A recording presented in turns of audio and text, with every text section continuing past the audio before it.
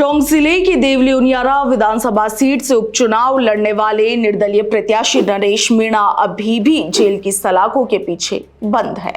हाल ही में एक बड़ा फैसला आया जिसमें यह कहा गया कि नरेश मीणा को समरावता में एसडीएम के साथ थप्पड़कांड मामले में जमानत याचिका उनकी स्वीकार कर ली गई, मगर वहीं दूसरे केस में उनकी जमानत याचिका को खारिज कर दिया गया और जिसके बाद से वो अभी भी जेल की सलाखों के पीछे बंद है। स्थानीय एसडीएम अमित चौधरी को थप्पड़ मारने के मामले में जब नरेश मीणा की जमानत याचिका को स्वीकार कर लिया गया था, उसके बाद से उनके समर्थकों में एक आशा जगी, एक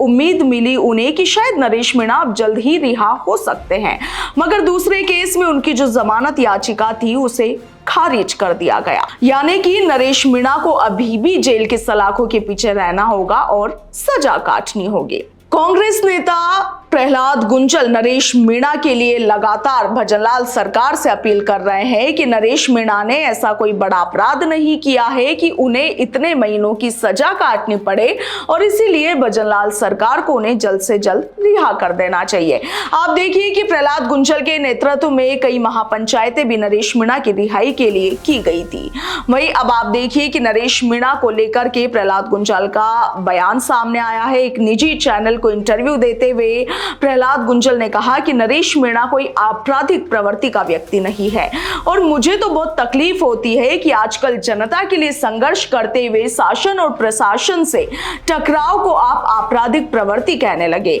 ऐसे तो जन आंदोलनों की पृष्ठभूमि से कोई भी नेता तैयार होने ही बंद हो जाएंगे। नरेश मीणा को लेकर प्रहलाद गुंजल ने इस इंटरव्यू में कहा कि कोई नौजवान ये प्रयास करे कि मैं विधानसभा का हिस्सा बनूं और तब सारी की सारी सरकारी मशीनरी लग जाए कि उसे कैसे रोका जाए, ये तो प्रजातांत्रिक मूल्यों का हनन है।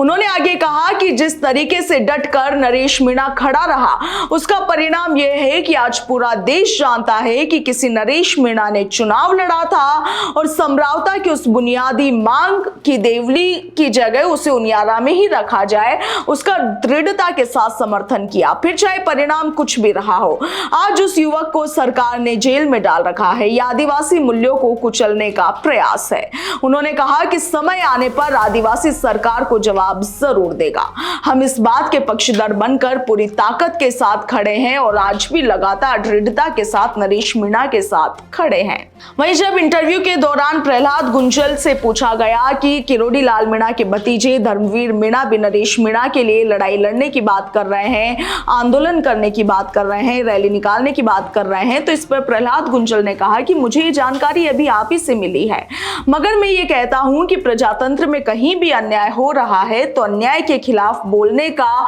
नैतिक दायित्व सभी का बनता है, फिर चाहे वो कोई भी हो। और इसीलिए मैं समझता हूं कि जिसे ये लगता है कि नरेश के साथ जुल्म हो रहा है, डटकर उन्हें मैदान में आना चाहिए। मैंने तो कई बार किरोड़ी जी को भी आह्वान किया है कि आपको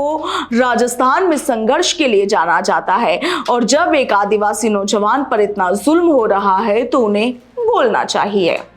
वहीं किरोड़ी लाल मीणा के भतीजे द्वारा नरेश के लिए लड़ाई लड़ने की बात पर प्रहलाद गुंजल ने इंटरव्यू के दौरान कहा कि कोई पॉलिटिकल एंगल होगा तो बात अलग है, लेकिन न्याय की बात है तो हम उनका पूरा समर्थन करेंगे, जरूरत पड़ी तो पार्टी से भी परमिशन ले लेंगे। इस पर आपका क्या कुछ कहना है कमेंट सेक्शन में जरूर लिखिएगा। फिलहाल के लिए इतना ही, नमस्कार।